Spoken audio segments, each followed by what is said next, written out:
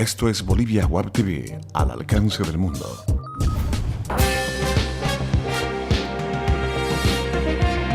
A continuación, Bolivia Web TV presenta Bolivia News.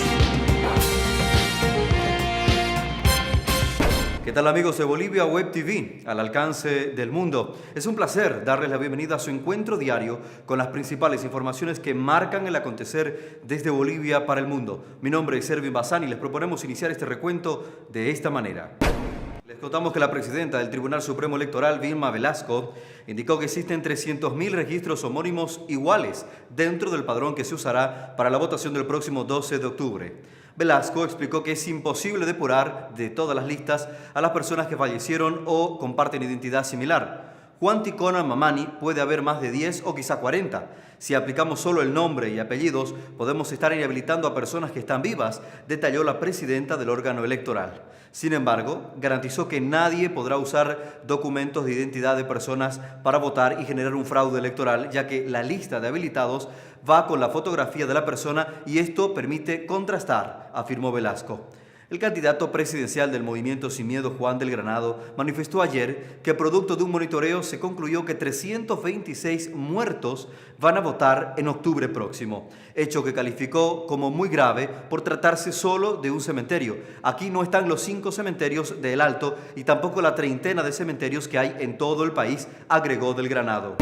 Y dentro de este mismo tema, la policía boliviana firmó un acuerdo con el Tribunal Supremo Electoral a fin de que los 37.000 efectivos de la institución en todo el país se movilicen para garantizar el normal desenvolvimiento del sufragio el próximo 12 de octubre. Así lo informó el comandante general Walter Villar Pardo. Cerca de 14.000 efectivos estarán bajo la dirección del Tribunal Supremo Electoral en las tareas que el organismo determine, mientras que los restantes efectivos apoyarán en labores de seguridad ciudadana. Los policías tendrán las tareas de custodiar los recintos electorales, garantizar el traslado de sobres de seguridad donde estarán las actas, asegurar la integridad de los observadores internacionales y guiar a los ciudadanos sobre la localización de las mesas en las que estos deben sufragar, según indicó la presidenta del Tribunal Supremo Electoral, Vilma Velasco.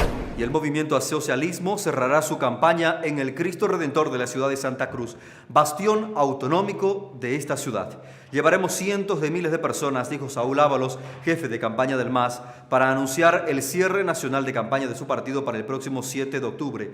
Es una estrategia de ocupación territorial, señaló Ábalos, quien explicó que el MAS en Santa Cruz comenzó en la rotonda del Plan 3000 y poco a poco se fueron acercando al centro.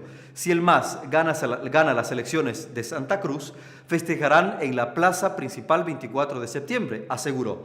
En tanto, las comunidades indígenas del territorio indígena y Parque Nacional Isiboro Sécure, del territorio comunitario de origen Yuracaré del Chapare, además de otros pueblos indígenas del Beni, firmaron ayer un acuerdo político para sumarse a Unidad Demócrata y a la candidatura del líder de la oposición Samuel Doria Medina y Ernesto Suárez.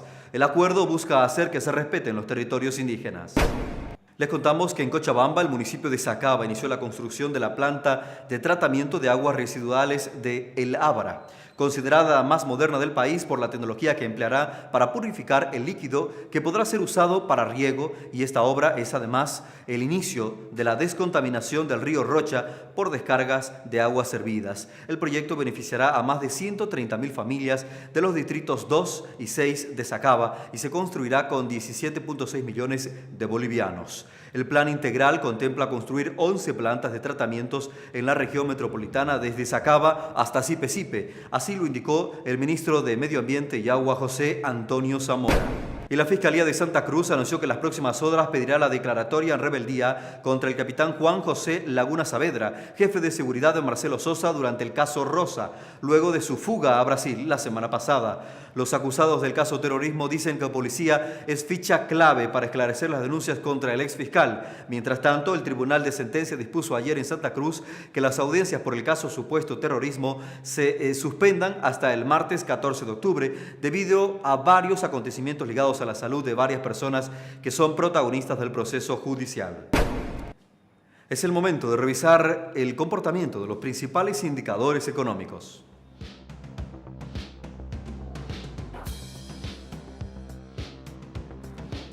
El dólar para esta jornada, último día de septiembre, se cotiza en 6 bolivianos 86 para la compra y en 6.96 bolivianos para la venta. El euro registra 8.77 y el yen se mantiene en 0.06.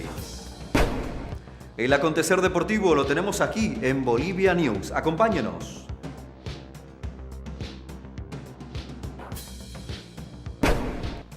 Y en temas deportivos les contamos que Américo Gallego y Gustavo Alfaro son los principales candidatos a dirigir la Selección Nacional de Fútbol luego del sondeo que realizó la Comisión de Selecciones de la Federación Boliviana de Fútbol en Argentina la pasada semana. La decisión se podría tomar en la reunión que sostendrán hoy en Santa Cruz de la Sierra. El presidente de la Comisión de Selección, Ervin Peredo, dará a conocer en la reunión de hoy martes los diferentes proyectos que tienen los entrenadores con los que se tuvo la oportunidad de dialogar en Argentina.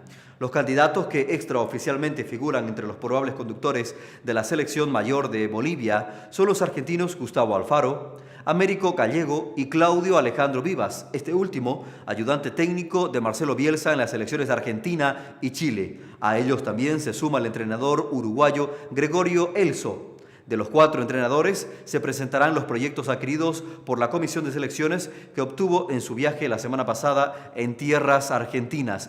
Posteriormente se dará a conocer el elegido para dirigir la selección boliviana de fútbol. Y un jugador boliviano ha sido sancionado por la FIFA por 6 meses.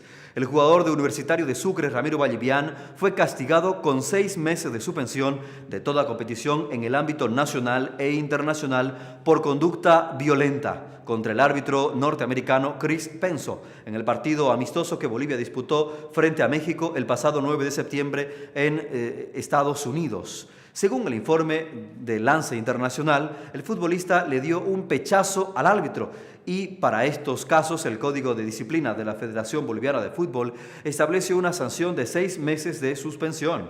El futbolista fue notificado ayer, un día después de haber jugado con su equipo en Santa Cruz el partido contra Oriente Petrolero. Hasta aquí la revisión de los principales temas que hacen noticia desde Bolivia para el mundo. Siempre es un placer actualizarlo con las informaciones. Volvemos en cualquier momento. Permiso.